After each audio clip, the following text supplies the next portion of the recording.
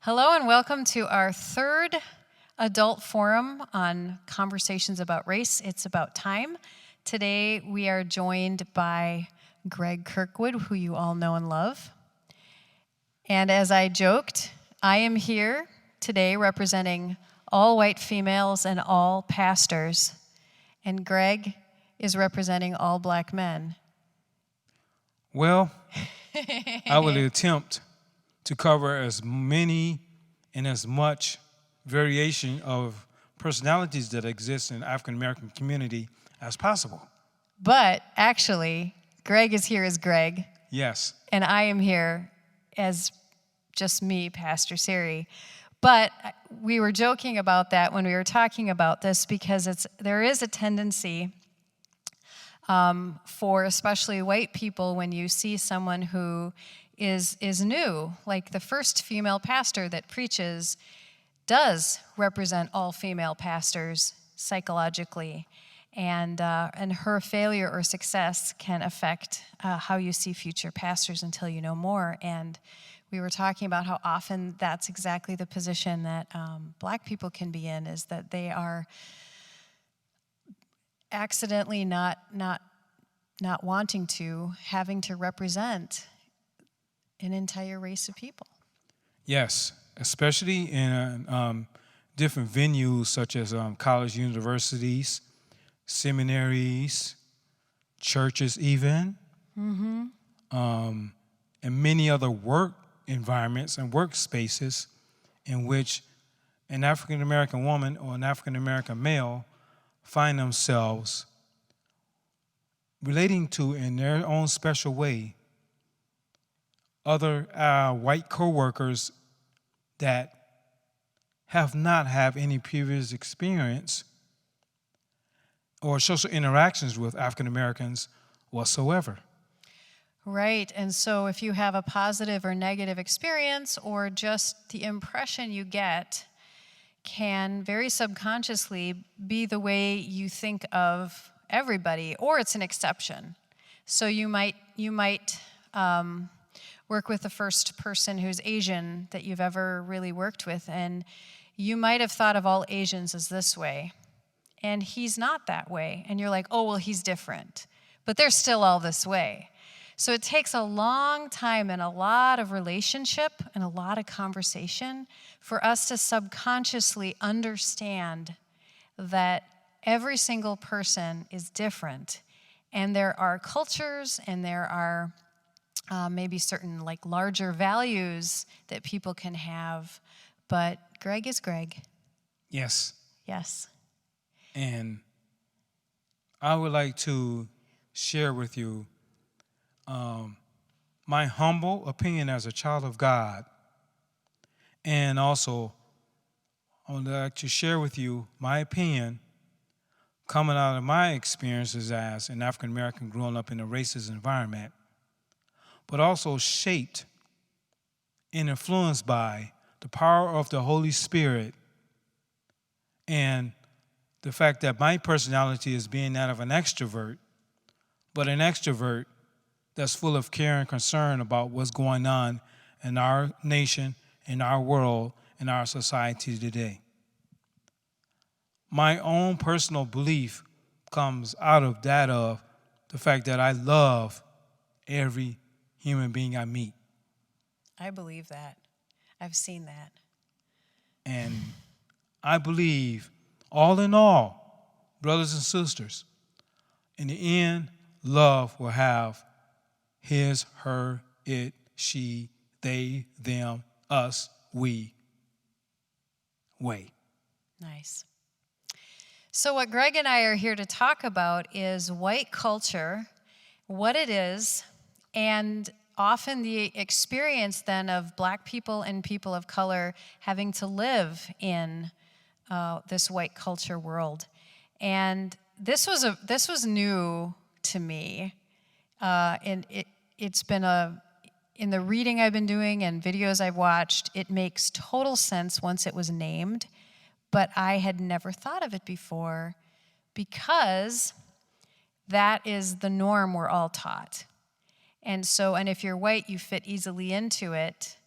But for people who do not fit that template, it's like learning a second language, kind of. Yes. I sort of began to figure that out as young as 4 to 5 years old, that somehow there was something that was different about me. There was something different about the community I grew up in. There was something different about the way my people express themselves in a cultural sense. Because where I grew up in Milwaukee, I grew up around African Americans almost 100% of the time. So either when I was taken downtown, or I would go on a fishing trip with the family that I grew up with in a foster home, or if I had to go to some institution that was outside of my neighborhood, I encountered mostly white people. And usually when I encountered white people, they were doing something, in the quote unquote, something good for me. Okay. A doctor, a nurse, a teacher, somebody that was a manager of a institution, or a manager of a business, or somebody in social services.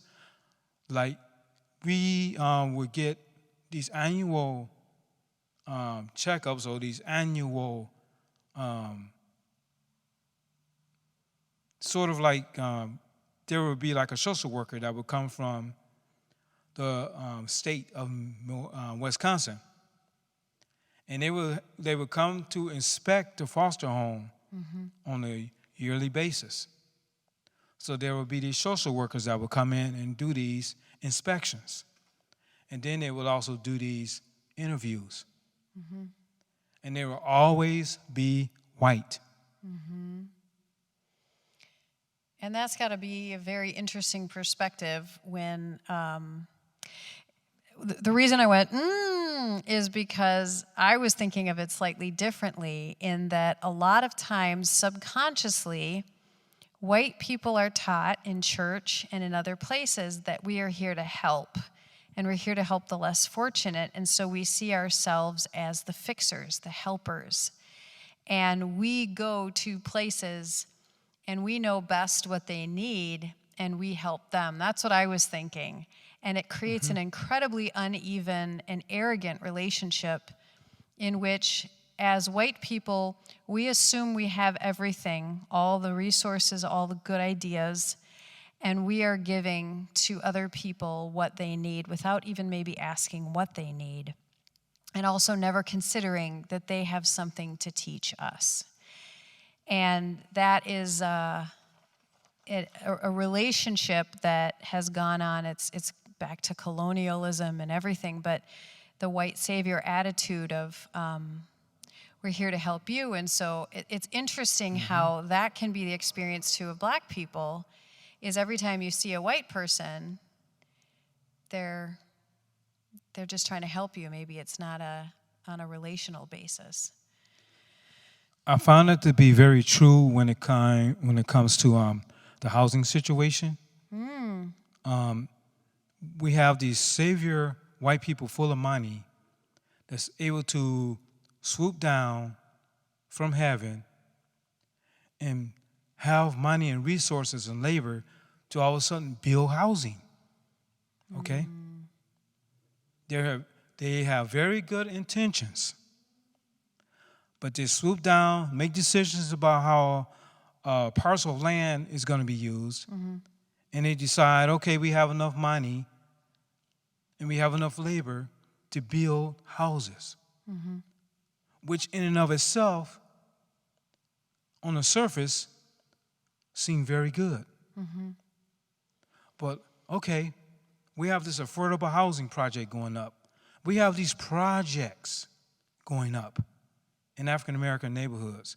Now, remember, this was in an era in which projects seem to be a very important model, something that is affordable.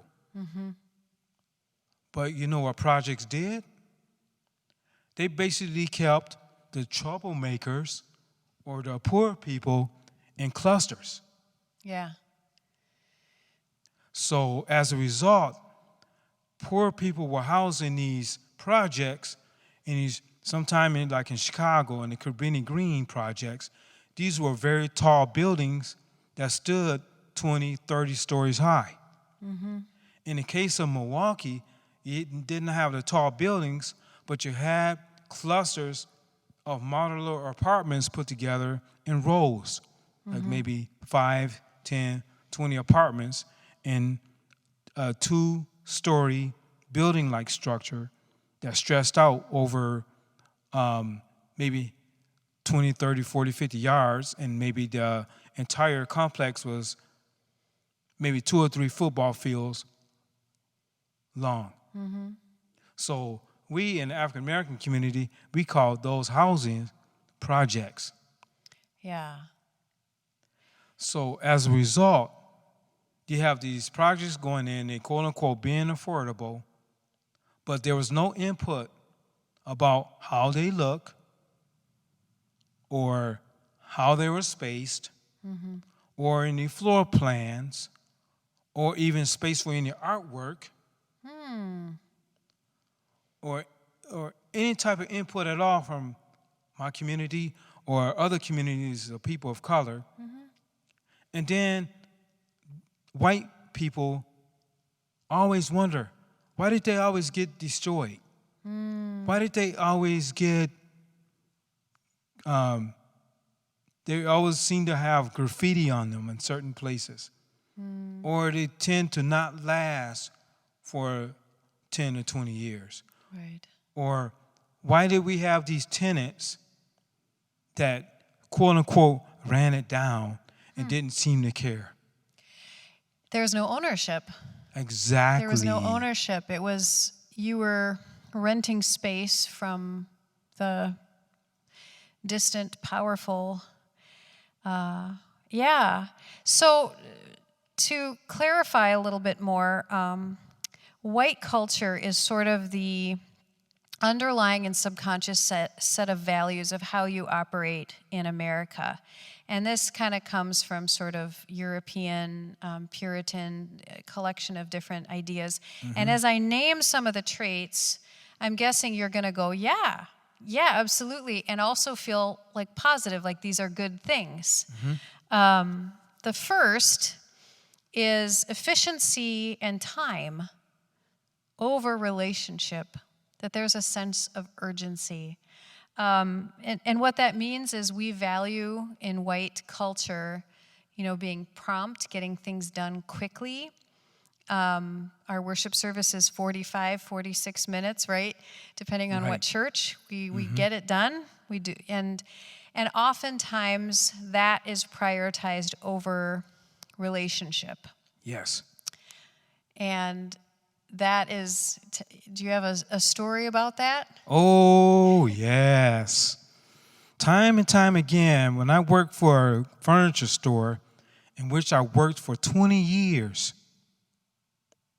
time and time again, I was told by different supervisors and different managers, Greg, please don't spend that much time talking with a customer.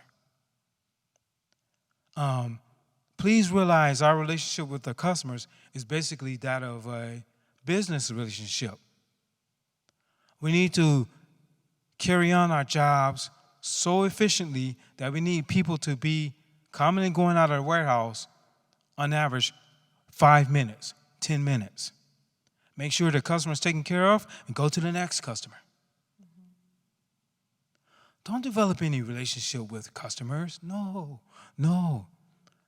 Don't even go as far as becoming, in a way, to treat the customers as deeper human beings as they really are.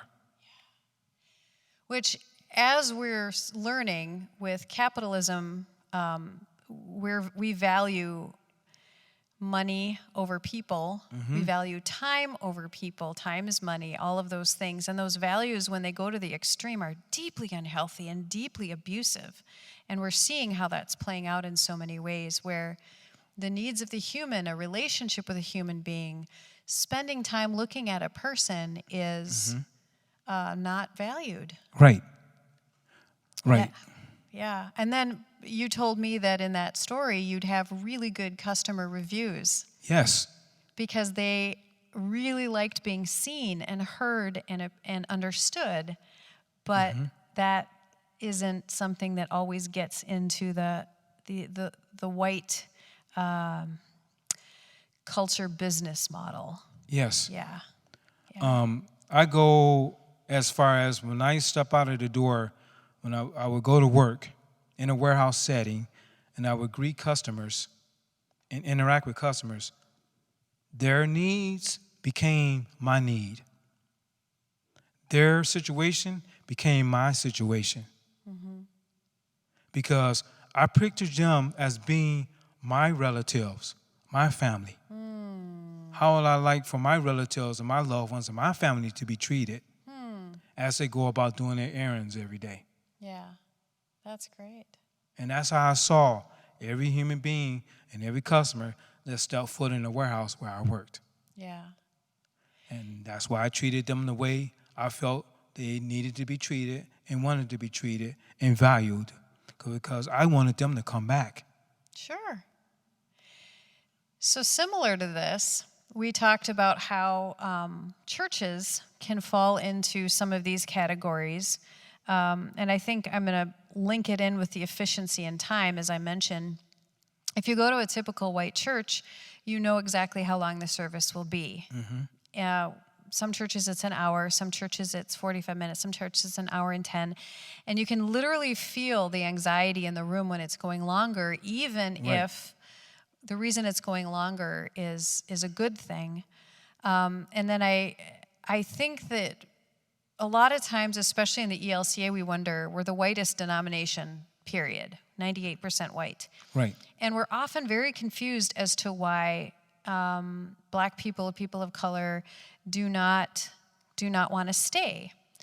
And it's not so much that people want to just be with their own group of people, because there's diversity in all sorts of congregations. But one of the things that can feel so foreign, I think foreign's the word, is you walk in, and one woman described it as sterile. She said she walked in, she was handed a bulletin, she was said hello to, she was preached at, sang at, prayed at, and dismissed.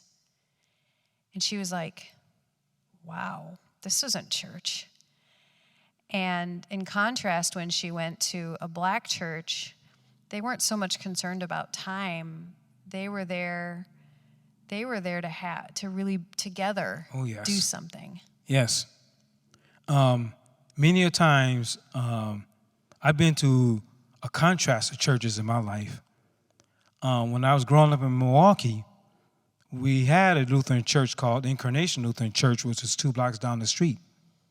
However, this Lutheran church wasn't sterile. We actively participated in each and every element of the worship service. And on top of that, there was a sense of being in the Spirit. We even had altar calls doing services. We actually had healing services. We actually encouraged people to stand up and clap during the sermon and during the time when the youth choir, which I was a member of, sang. Because we sang songs from the heart. We sang the gospel songs that we grew up with. There was a sense of just praising God. Forget about time. Yeah, which actually leads me to the next one, which is, in white culture, we tend to be non-confrontational, which means you don't talk about feelings or hard things. You don't talk about religion or politics, which in turn has created an atmosphere where you bury your feelings, but there's such emotional restraint. And if something is brought up that's uncomfortable, we have no tools we don't know what to do with that. And so even in conversations about racism, when Black people will actually share what's really happening, white men tend to get really angry. They get very, and white women tend to cry because they don't know, and then that can shut down conversation, intentionally or unintentionally. But it's because we haven't practiced hearing and entering into difficult conversations and knowing how to do that. And just think in worship, how uncomfortable it is for so many people to move their bodies to the music, even to clap, or just because that is an expression of emotion. To move your body, is to be in touch with something very deep and primal and emotive. Right. And that is not available to a lot of people in the way they've been taught. It's deeply uncomfortable. I'm going to share with you a personal story, and I may share a few language or a wording that may be uncomfortable for some of you. However, me being African American, I'm going to actually share that with you word for word, quote from quote, and I'm going to use the exact language that was used. I was actually talking to a stepson of mine who happened to be white yesterday on the phone. And I haven't heard or haven't spoken to him for a while, so I decided to have a conversation with him. However, he was ready and wondering what was the conversation going to be about. And the conversation just basically centered around, what type of TV service do you use? The wife and I were considering getting rid of DirecTV altogether and switching to another TV provider for television coverage starting in July. So I basically called the stepson. In this case, I'm not going to tell you his name. I'm going to use a different name. However, I called Bob and I asked Bob, I said, what type of TV service do you use? But even before that question even came up, I said, I haven't heard from you for a while, and you have been kind of quiet. There's not been much conversation over the past month or two. So I just want to see how you're doing.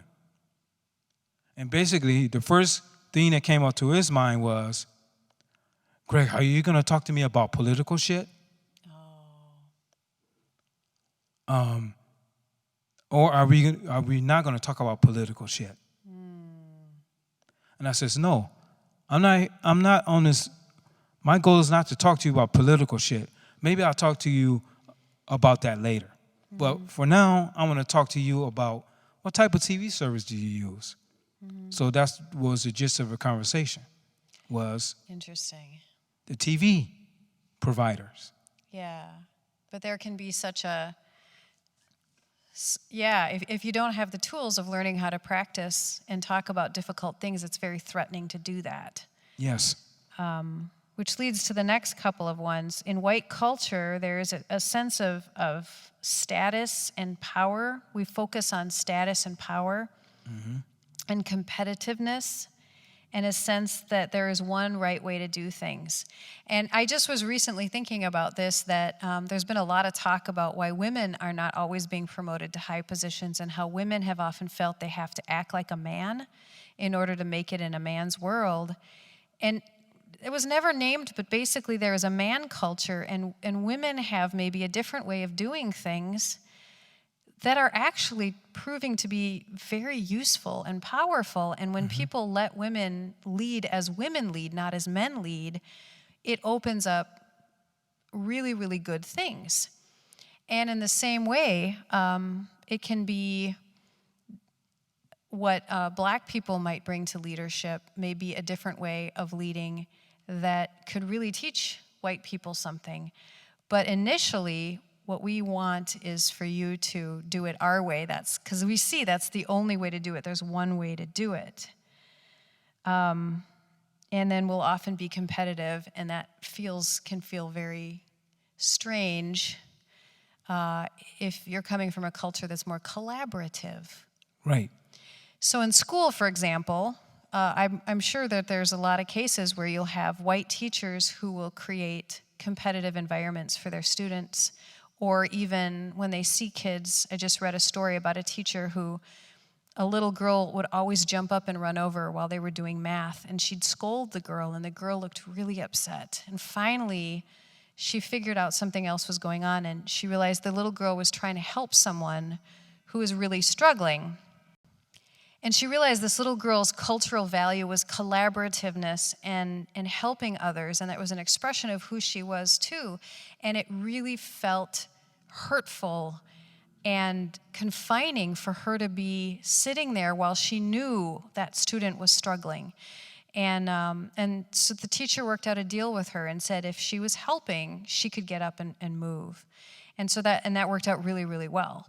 But it's stuff we don't even think about. So teachers, parents, youth directors, bosses will punish or see the behavior of a person of color or a black person who is behaving in a way that they think is contrary to the right way. And instead of saying they're doing it in a different way, they'll say, you're doing it wrong, you're doing it on purpose, you're not following the directions, you are a rebel.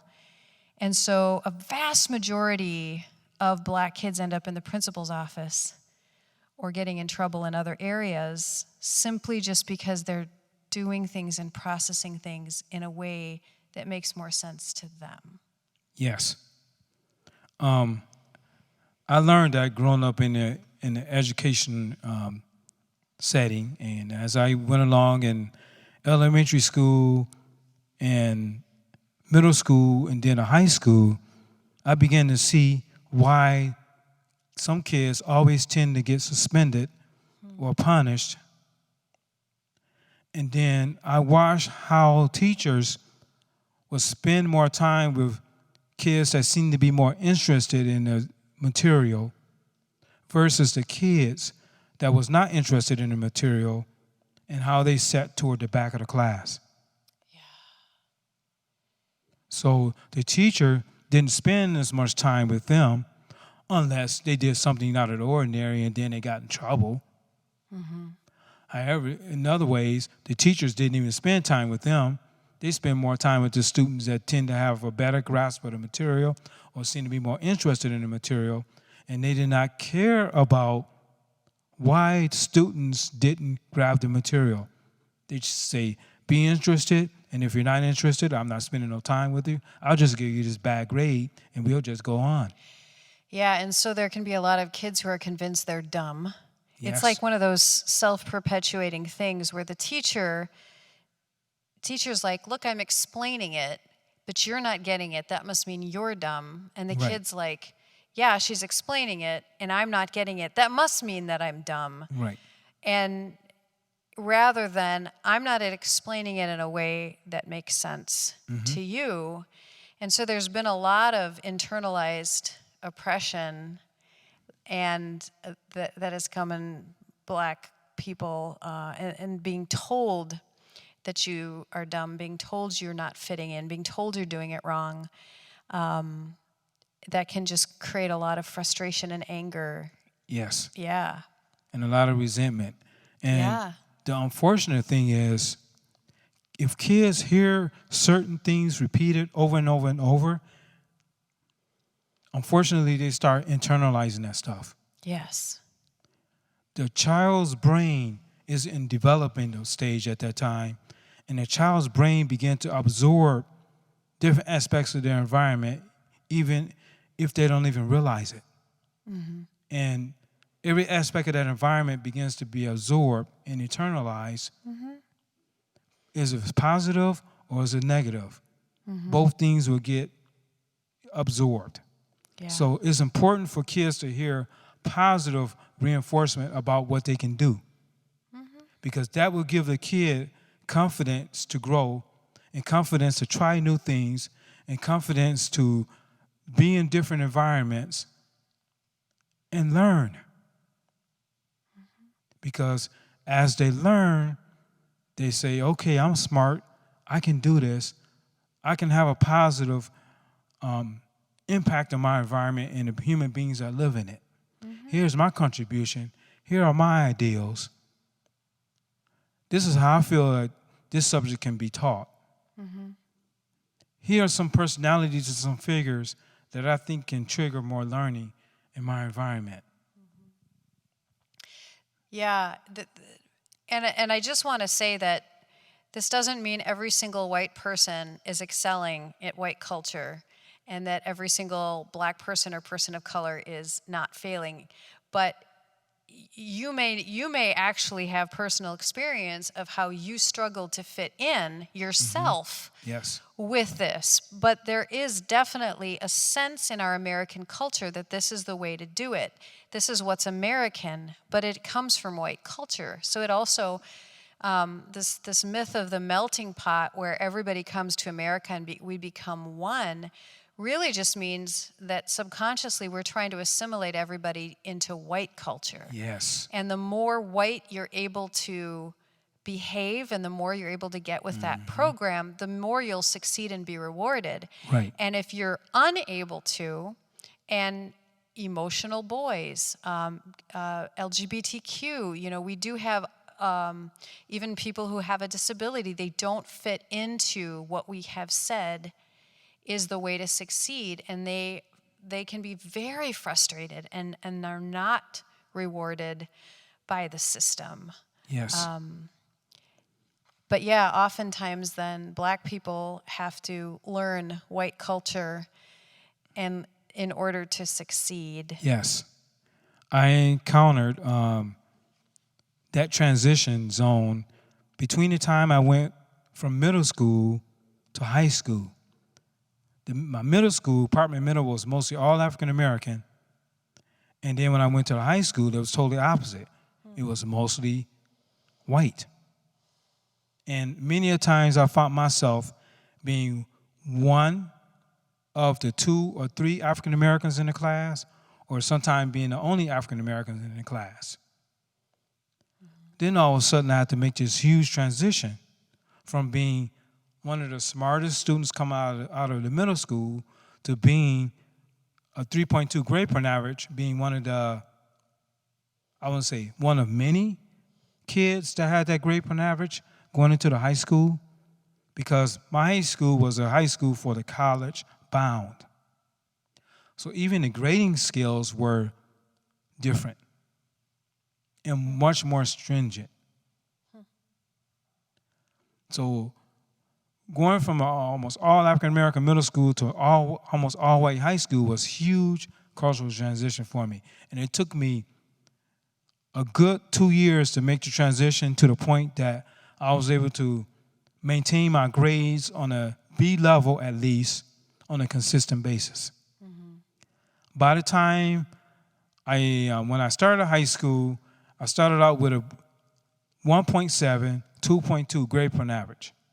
By the time I got to my senior year in high school, my grade point average was between a 3.2 and a 3.5. Wow. Because of the transition that I had to make. Yeah. This situation continued in college. And in college, you have these professors that may talk about art history, or they talk about world history, or they talk about anthropology, or they talk about music history. In all these different courses, the same thing is repeated. We'll cover Europe, we'll cover Rome, we'll cover Scandinavia, we'll cover the aspect of what Germany included, we'll cover Sebastian Bach, we'll cover Beethoven, we'll cover mainly the white European aspect of history and influence. Mm-hmm. Oh, but we'll just spend 1 week on our history coming from Africa. Yeah, and that may feel normal to you, but if we really think deeply about that, it is a deeply biased perspective. And even when I was in seminary, I saw sort of the end of a vast majority of my professors being older white males. And most of the people we learned about were the white males, the European white male theologians of history, and their thoughts. And then it was sort of like an elective to learn what women theologians or liberation theology, as if those were not worthy of being considered mainstream Lutheran theology. Yes. But that has been changing. But when I went through, it was sort of the last remnants of very old white male, that's what's normal. Right. Luckily, when I went to seminary at Lutheran School of Theology at Chicago, my emphasis was more on what they would call urban theology. So there was a tad bit more interest in liberation theology. We studied more in depth people like James Cone, for instance. I just learned about him today. Wow. I know, sad, right? Sad. I just read about him today, so I know of what you speak. Yes. There were other theologians, too, that we studied as well. A couple, also Latin theologians that I learned from as well. But because I put an emphasis on taking those courses, but there were electives, but I made sure I took them. Hopefully now there are prerequisite type courses, not just electives. Yeah.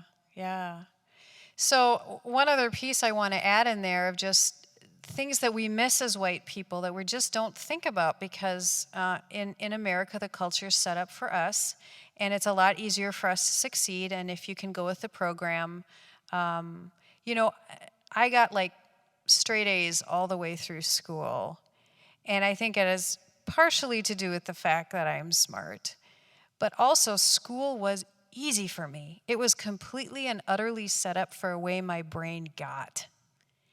And I know other people who are very, very smart and have done very well as adults, but they really struggled in school. And so I could not have realized that sitting in a class for 50 minutes listening to a teacher lecture, I can totally do that. And I can memorize a bunch of stuff, and I can write out the tests in all the ways you want, and I can regurgitate all the information. My brain works that way, and I was rewarded for that. And it is interesting how when I was pushed into other ways of learning, it was very uncomfortable for me, but it was very exciting for other people for whom that was way better. Right. Yeah. Right. As we have so much we could talk about. Yes. We talked for over an hour the other day. But one of the things I want to talk about, too, is just things like just that sense of diversity that even that word comes from the point of view that to have 100 white people in the room is the norm. And you add other people in, and now we're diverse. So there's a sense where we're always starting from the white, especially male perspective, instead of thinking about diversity as being something more than color. Is 100 black people in the room?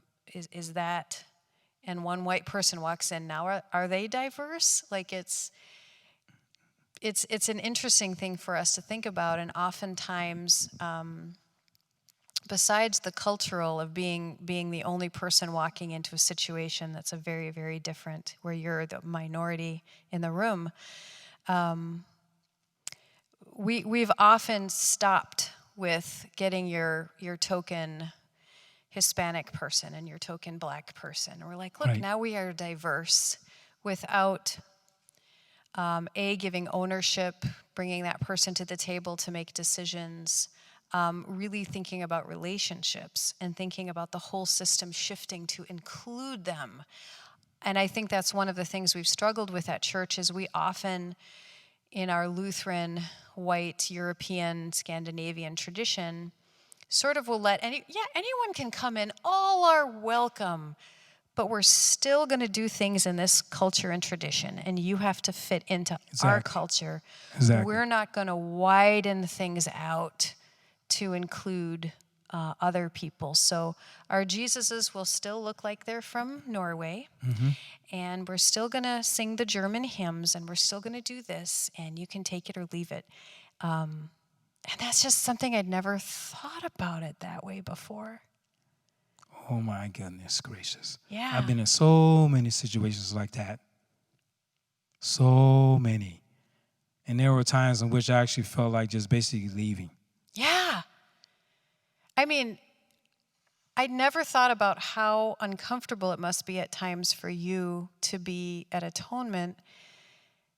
And I think about just simple things like when you're here and I preach, you'll respond back. Yes. It's relational. Yes. You're giving me feedback. Yes. And that's actually kind of nice because most of the time I look at people and this is what I see. Exactly. And that can be really difficult to preach to. And when you're not there, it's very silent. Mm-hmm. And so it is, anyway. I think what it is my background being so quote unquote different that I'm used to the feedback. I'm used to audiences taking part. I'm used to the relationship. I want to know whether the audience understands what's being portrayed, what's being communicated. I want to understand and I want to know that the audience is getting something good out of the relationship that exists between a pastor and a parishioner. Mm-hmm. And actually, it'll even be good even if the parishioner could share a story or two within a sermon. And have some feedback and have something good to say. But even if their point of view is even different, they can even have a voice to even say that. Yeah. Because that tells me that the person is listening. That tells me the person is understanding at a deeper level. And that they're getting something out of what's being said. There's not I'm up here and you're down there. Mm-hmm. It's the fact that we are equal, on equal footing, on an equal level. Mm-hmm. Mm-hmm. And that's what African Americans as a whole is used to achieving and seeing and feeling and absorbing and loving. Yeah. That's great. I'm just going to end with one last thought because we could keep talking for a while. But the last one here, I don't know if I read it, is that in white culture, there's a sense of entitlement and a right to comfort. And we are seeing that a lot with people who are angry about having to wear masks in public, who it's not comfortable, it's not what they want to do, and their right to be comfortable, my right to blast music as loud from my car and screech my car up and down. That's my right. That's the American way over other people's comfort. And then also, you can't be called out. We are very deeply uncomfortable when we're called out, and I think that's one reason we're seeing so much unrest in our country right now, is that people are calling out the poor behaviors and thought patterns and the damaging behaviors and thought patterns. And white people are not used to being told this. And so we get incredibly uncomfortable, and we have the power then to shut it down and to walk away. And I urge us not to do that. I urge us to keep listening, to keep feeling uncomfortable, and in that spirit, we are inviting you to email me, Pastor Siri, with any questions,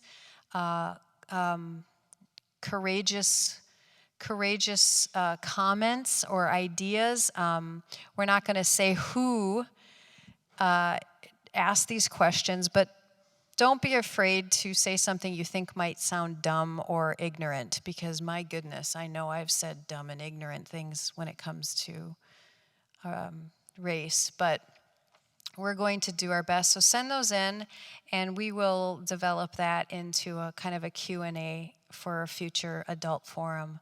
So if there's things like, why were people looting in the country, or how can somebody say this, and what does this mean, and I just don't understand why people are saying this.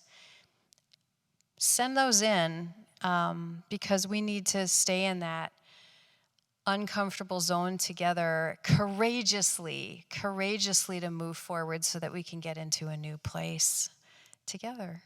Yes. So thank you, Greg, for being here. It's been a pleasure. Yeah, all and right. It continues to be a pleasure. All right. Good night, everybody, or good morning, whenever you're watching this. God bless you. Please stay safe, brothers and sisters. Amen.